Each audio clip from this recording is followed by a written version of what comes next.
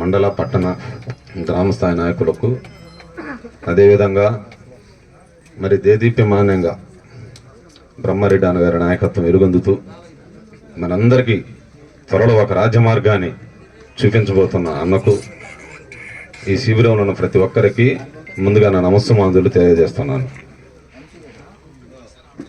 మరి చంద్రబాబు నాయుడు గారి పట్ల ఆరోపణలు ఎటువంటి రుజువులు చేయలేకపోవడం వల్ల, అదేవిధంగా అన్యాయంగా అక్రమంగా జైల్లో నిర్బంధించడం వల్ల రెండు రాష్ట్రాల ప్రజలు పార్టీలకు, రాజకీయాలకు, ప్రాంతాలకు, కులాలకు, మతాలకు అతీతంగా మరి చంద్రబాబు నాయుడు గారికి సంఘీభావంగా పెద్ద ఎత్తున ఉద్యమాలు చేయటం ప్రపంచంలో ఉన్న ప్రజాస్వామ్య దేశాలన్నీ గమనించాయి.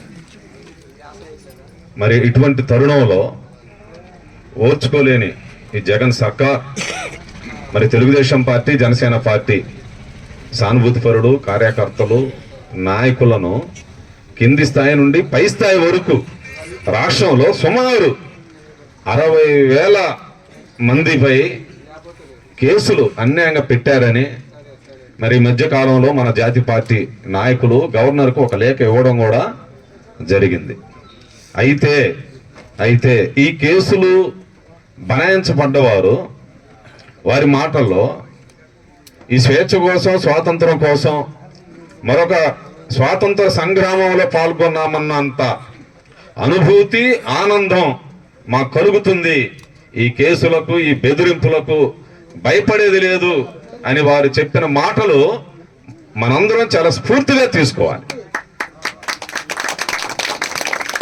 మరో స్వాతంత్ర ఉద్యమంలో పాల్గొన్నామన్నంత ఆనందం, అనుభూతి కలుగుతుంది అన్నవాళ్ళు. అందుకని కేసులకి, ఈ బెదిరింపులకి భయపడింది లేదు. మరి నిన్న మొన్న జరిగిన ఈ వరికపూడిశాల ప్రాజెక్టు శంకుస్థాపన, నాకు తెలిసి శంకుస్థాపన ఎవరైనా చేయగలుగుతారు, అదేం పెద్ద అసాధ్యం కాదు. 10వ తరగతి పిల్లవాడికి ఒక 10 రూపాయలు ఇచ్చినా ఒక కొబ్బరికాయ తీసుకొచ్చి శంకుస్థాపన చేయగలుగుతాడు.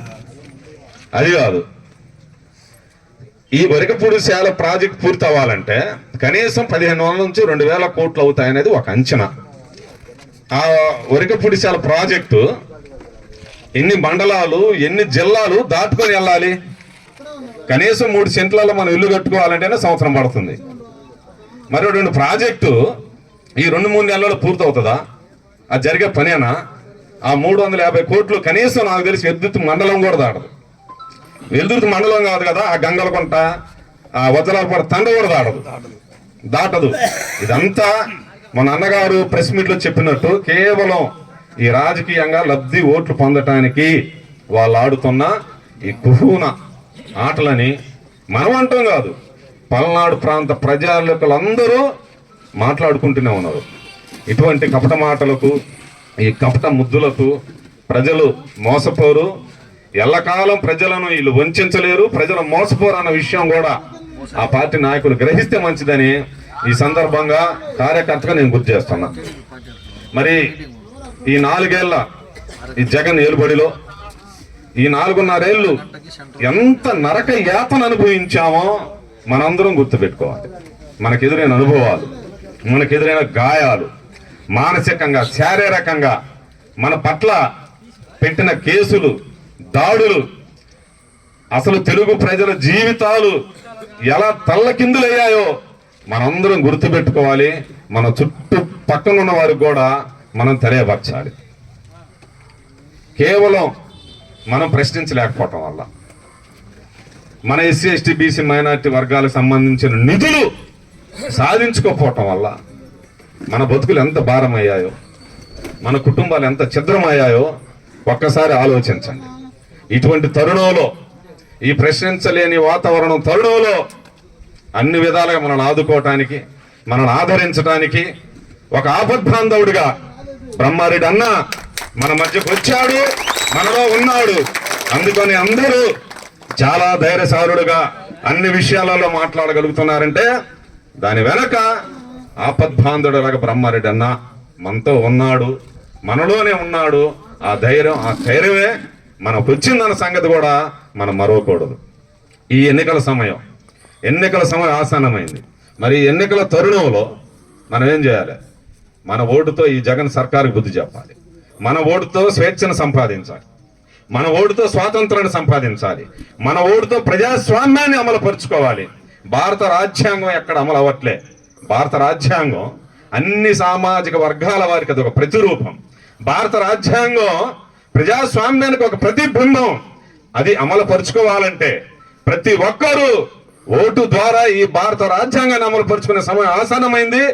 ఆ తరుణంలో మన బ్రహ్మారెడ్డి అన్నగారిని, తెలుగుదేశం పార్టీని రేపు రానున్న ఎన్నికల్లో మనం విజయ దుందుబి మోగించాలని ఈ సందర్భం కూడా మీకు గుర్తు చేస్తున్నాం. మరి మీరు బాగా గమనించండి, ఈ జగన్ నాటక రంగంలో ఒక్కరిద్దరు తప్పిస్తే అందరూ జగత్కెలాడీలు వైపీసీ నేతలు. అంటే రేపు 2024లో జరిగే ఎన్నికల్లో కనీసం ప్రజల తీర్పుకు కూడా అవకాశం లేకుండా, అంటే ప్రజల తీర్పుకు కూడా అవకాశం లేకుండా ఇటు జనసేన పార్టీ సానుభూతిపరుల ఓట్లు, ఇటు తెలుగుదేశం పార్టీ సానుభూతిపరుల ఓట్లు సుమారు ప్రతి నియోజకవర్గం నుండి 10,000 నుండి 20-30,000 ఓట్లు తొలగించడం జరుగుతుంది. అంటే ప్రజా తీర్పుకు అవకాశం లేకుండా మరలా దొడ్డిదారిన ఈ రాష్ట్రాన్ని చేకించుకోవటానికి ఈ వైసీపీ పార్టీ కుహూన చేస్తుందన్న విషయాన్ని కూడా మీరందరూ గ్రహించాలి. మరి గతంలో ఎమ్మెల్సీ ఎన్నికల్లో కనీసం 5-10వ తరగతి పాస్ కాని వాళ్ళ పిల్లలతో వాళ్ళతో కూడా ఎమ్మెల్సీ ఎన్నికలు ఓట్లు వేపియాలని చూసింది. అయినా విద్యావంతులు మొత్తం వన్ సైడ్ ఓటు ఉండి తెలుగుదేశం పార్టీ విజయదుంది మోగించారు. రేపు కూడా వన్ సైడ్ ఓటింగ్ తోనే తెలుగుదేశం పార్టీ విజయదుంది మోగించారు. రేపు కూడా వన్ సైడ్ ఓటింగ్ తోనే తెలుగుదేశం పార్టీ గెలవబోతుందన్న విషయాన్ని కూడా మనందరం గ్రహించుకోవాలి. ఎక్కడ అభివృద్ధి లేదు. ఇప్పుడు మన జనసేన నేతలు చెప్పినట్టు అభివృద్ధి అనేది ఎక్కడా లేదు. నిన్న అన్న మొన్న 2 సార్లు చాలా స్పష్టంగా చెప్పిండు బ్రహ్మారెడ్డి అన్న, డెవలప్మెంట్ అనేది ఎక్కడా లేదు. ఎందుకు లేదు డెవలప్మెంట్? అసలు భారత రాజ్యాంగం అమలైతే కదా. భారత రాజ్యాంగం అమలైతే మన ఎస్సీ కార్పొరేషన్ నిధులు, మన ఎస్టీ కార్పొరేషన్ నిధులు, మన బీసీ కార్పొరేషన్ నిధులు, మన మైనారిటీ కార్పొరేషన్ నిధులు మంజూరయ్యాయి. తద్వారా మన ఓడలు, మన వీధులు, మన పట్టణం, మన రాష్ట్రం, మన సమాజం అభివృద్ధి చెందేది. కానీ భారత రాజ్యాంగం ఎక్కడ అమలైంది? రాజారెడ్డి రాజ్యాంగం అమలైంది. మరి అభివృద్ధి చెందింది ఎవరు? వైసీపీ కార్యకర్తలు కూడా అభివృద్ధి చెందింది వైసీపీ నేతలు, వైసీపీ నాయకులు. వాళ్ళు అన్ని రంగాలలో సమగ్రాభివృద్ధి సాధించారు. రాజారెడ్డి రాజ్యాంగం అమలవడం వల్ల ఆ కార్యకర్తలు కూడా అభివృద్ధి చెందింది లేదు. వాళ్ళు కూడా పాపం ఏదో జనసేన తగలబెట్టుకొని పేవలేరు అన్నట్టుంది వాళ్ళ పరిస్థితి ఈ 4 ఏళ్ళు. అందుకనే రేపు ఆ రాజ్యాంగం, భారత రాజ్యాంగం అమలవడానికి ఎస్సీ, ఎస్టీ, బీసీ, మైనార్టీ వర్గాల వారు ఓట్ల రూపంలో మీరందరూ ఒకటవ్వాలని ఈ కార్యకర్తల విస్తృత సమావేశంలో ఈ సందర్భం గుర్తు చేస్తున్నా. ఇంకొక విషయం చెప్పి నేను ముగిస్తున్నా. ఈ జగన్ సర్కారు, మన రాష్ట్రంలో ఉండబడి ఈ జగన్ ప్రభుత్వం అదేం ప్రైవేట్ సెక్టార్ కాదు. మీరు బాగా గ్రహించండి. అదేమన్నా ప్రైవేట్ లిమిటెడ్ కాదు, అదేమన్నా ప్రైవేట్ సెక్టార్ కాదు. ఈ 151 మంది ఎమ్మెల్యేలని, 23 మంది ఎంపీలని ఏ గవర్నరో ఏ రాష్ట్రపతో ఆంగ్లో ఇండియన్లీ నామినేట్ చేసినట్టు చేయలేదు. టోటల్ 170 మంది ఎమ్మెల్యేలని ప్రజలు ఎన్నుకున్నారు, ప్రజలచే ఎన్నుకోబడ్డారు. కాబట్టి ఆ ఎమ్మెల్యేలను ప్రశ్నించే హక్కు మనకుంది, నిలదీసే హక్కు మనకుంది, ప్రతిఘటించే హక్కు మనకుంది. ఎవరైతే ప్రశ్నించే తత్వం, పోరాటం ఉంటుందే అప్పుడే సంపూర్ణమైన స్వాతంత్రం వస్తుందని గాంధీ చెప్పిన మాటలను మనం అవగతం చేసుకోవాలి. మన రాష్ట్రంలో ఈ రాజధాని 3 ముక్కలు చేయటం వల్ల సుమారు 4 సంవత్సరాల నుండి అమరావతి రైతులు ఉద్యమం కొనసాగిస్తున్నారు. అలుపు లేదు, విశ్రాంతి లేదు, విరామం లేదు. అటువంటి అమరావతి రైతుల ఉద్యమాన్ని మనం చాలా స్ఫూర్తికి తీసుకోవాలి. మన అలుపు చెందకూడదు, ఆ రైతులనే స్ఫూర్తికి తీసుకోవాలి. నిన్న మొన్న గమనించారో లేదో, జగన్ ప్రభుత్వం అధికారంలోకి రాగానే ఎస్సీ, ఎస్టీ విద్యార్థులకు కార్పొరేట్ విద్యను దూరం చేసింది. దాదాపు 40,000 మంది విద్యార్థుల జీవితాలు చెల్లచెదురైపోయినాయి. ఈ షెడ్యూల్ కులాలు మాల, మాదిగ, ఎరుకుల, యానాది, చెంచు, లంబాడి చిన్న కులాల విద్యార్థులు 50,000 మంది విద్యార్థులు అగమ్య గోచరంగా ఉన్నాయి. జగన్ సర్కార్ రాగానే కార్పొరేట్ విద్యను బంద్ చేసింది. కానీ ఈ దళిత గిరిజన విద్యార్థుల తల్లిదండ్రులు హైకోర్టు సుప్రీంకోర్టుకి వెళ్ళి పోరాటం చేసి జీవో నెంబర్ 61 సాధించుకొని మరలా ఆ 50,000 మంది బిడ్డలను కార్పొరేట్ విద్యకు పంపించిన ఘనత ఆ దళిత గిరిజన తల్లిదండ్రులదే. ఎందుకు ఈ విషయం చెబుతున్నానంటే దళితులు కానీ గిరిజనులు కానీ చాలా పేదలు, చాలా నిరక్షరాస్యులు.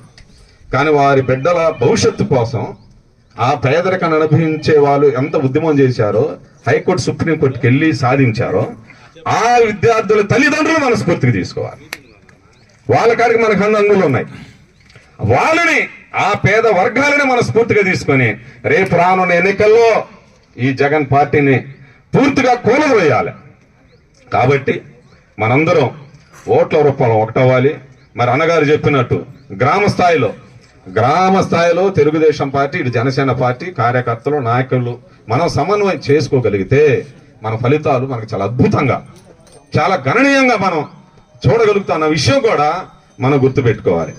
మరి ఈ సామాజిక సాధికారత యాత్ర రాష్ట్ర వ్యాప్తంగా కొనసాగుతూనే ఉంది.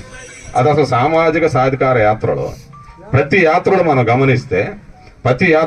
గమనిస్తే ఈ ఎస్సీ ఎస్టీ బీసీ కార్పొరేషన్ నిధులు కొల్లగొట్టింది అది సామాజిక యాత్ర అని ఆ వర్గాల వారే మాట్లాడుకుంటున్నారు. అదేవిధంగా మొన్న ఇక్కడ జరిగిన దాంట్లో యాక్చువల్గా మహిళలు అంటే ఒక పూజ్యభావం, ఒక ఆరాధన భావం మనకు ఉండిద్ది. అది మన సంస్కృతి. అటువంటి మహిళల పట్ల ఒక గౌరవ మర్యాద లేకుండా వాళ్ళ పేదరికాన్ని అడ్డం పెట్టుకొని వాళ్ళ చేతికి సారా చేతాలు ఇచ్చి చిందులేపీయటం అది సాధికారత? అది సామాజిక సాధికారత, అది సారా సాధికారత కావచ్చు.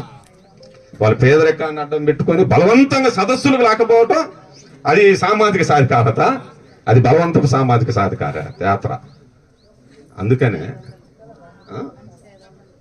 ఇట్లా కొనుగోలు డబ్బుండే లోపు ప్రజాస్వామ్యాన్ని కొనుగోలు చేయటం మొదలు పెడుతున్నారు. కాబట్టి ఈ 4.5 ఏళ్ల కాలంలో మనం ఎంత నరకయాతను అనుభవించామో మనందరం వాటిని అన్ని గుర్తుపెట్టుకొని మన పక్క వీధుల వారికి, పొరుగు వారికి, మన వార్డులో, మన గ్రామంలో ఉన్న ప్రతి ఒక్కరికి చెప్పి వారిలో ఒక సామాజిక రాజకీయ చైతన్యం కలిగించి ఓట్లన్నీ మన తెలుగుదేశం పార్టీ వైపుకు మళ్లించగలిగితే మన బతుకులన్నీ మారిపోతాయి. మరి బ్రహ్మారెడ్డి అన్నగారు ఊహించని రీతిలో మెజార్టీతో గెలవబోతాడు. మన ప్రాంతం నుంచి చట్టసభలకు వెళ్ళిపోతాడు. మనం ఈ స్థితి నుండి, ఈ దారిద్ర్యం నుండి ఖచ్చితంగా విడుదల పొందుతామని ఈ సందర్భంగా మీ అందరు గుర్తు చేస్తున్నాను. మరి ఈ జనసేన పార్టీ, తెలుగుదేశం పార్టీ సంయుక్తంగా ఒక మేనిఫెస్టో కూడా విడుదల చేసింది. మన అభ్యున్నతి కొరకు, మన ఉన్నతి కోసం, ఆర్థికంగా మనందరం ఒక సాధికారత సాధించడం కోసం, రద్దయిన ఈ ఎస్సీ ఎస్టీ బీసీ మైనారిటీ కార్పొరేషన్లు మరల పునరుద్ధరించడం కోసం ఈ జనసేన తెలుగుదేశం 2 పార్టీల సమన్వయంగా ఒక గొప్ప మేనిఫెస్టోని రేపు మన మధ్యకు తీసుకురాబోతుంది. ఆ మేనిఫెస్టోని విస్తృతంగా అన్న చెప్పినట్టు మరి ఇంటింటికి వాటిని వివరించి ప్రజలను, మన ప్రాంతంలో ఉన్న ఓటర్లను చైతన్యం చేయాలని ఈ సందర్భంగా తెలియజేస్తూ అవకాశం ఇచ్చిన నాయకులకు, ప్రధానంగా బ్రహ్మారెడ్డి అన్నగారికి మరొకసారి నమస్సుమంతులు తెలియజేస్తూ ముగిస్తున్నాను.